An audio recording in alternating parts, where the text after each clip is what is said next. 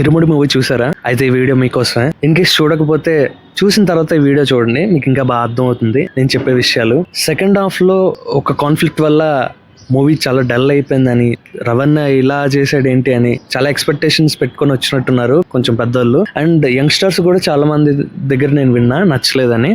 But climax ఆ scene మాత్రం proper justification అనే అనాలి. తెలుగు ఫిల్మ్ ఇండస్ట్రీలో ఒకప్పుడు హ్యాపీ ఎండింగ్స్ ఉంటేనే సినిమా హిట్ అయ్యేది. సాడ్ ఎండింగ్స్ ఉంటే చాలా రేర్ కేసులు హిట్ అవ్వడం, most of the time average గానీ ఫ్లాప్ గానీ అయ్యేవి. బట్ ఇప్పుడు అలా కాదు, అన్ని లాంగ్వేజెస్ కి అర్థమయ్యేటట్టు సినిమా తీయాలి కాబట్టి రియల్ క్యారెక్టర్ ని బేస్ చేసుకొని మూవీస్ తీయడానికి ట్రై చేస్తున్నారు. సో అన్ని హ్యాపీ ఎండింగ్స్ ఉండాలని రూల్ లేదు, కొన్ని సాడ్ ఎండింగ్స్ ఉంటాయి. ఇప్పుడు ఇరుముళ్ళానే ఒక ప్రాపర్ జస్టిఫికేషన్ ఇస్తే ఆడియన్స్ యాక్సెప్ట్ చేస్తారని ఆల్రెడీ ప్రూవ్ అయింది.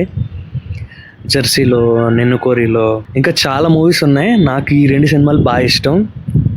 అంటే క్లైమాక్స్ కొంచెం డిఫరెంట్గా ఉన్నా ఎగ్జాంపుల్కి చెప్తున్నా, ఎందుకంటే ఇవి రియల్ బేస్ క్యారెక్టర్స్ కాబట్టి మనకి బాగా కనెక్ట్ అవుతాయి.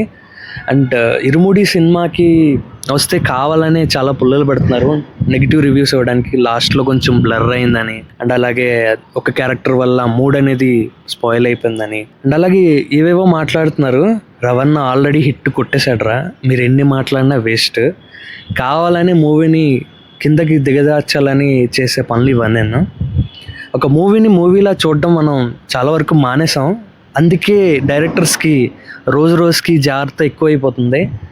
ఎంత రియలిస్టిక్గా మూవీస్ తీసినా అక్కడ అది సొట్ట ఇది లొట్ట అని ఏవో పుల్లలు పెడుతూనే ఉన్నారు. కరెక్ట్ కాదు ఇది. రేపు పొద్దున ఇలానే ఉంటే జెన్యున్ గా మనం రివ్యూ ఇవ్వాలన్నా గవర్నమెంట్ యాక్సెప్ట్ చేద్దామని నాకు తెలిసి. అండ్ దీని గురించి డీటెయిల్ గా యూట్యూబ్ లో మెయిన్ స్ట్రీమ్ వీడియోలో ఎక్స్ప్లెయిన్ చేశాను. ఖాళీ ఉన్నప్పుడు చూడండి, లింక్ స్టోరీలో అటాచ్ చేస్తా అండ్ బయోలో అటాచ్ చేస్తా.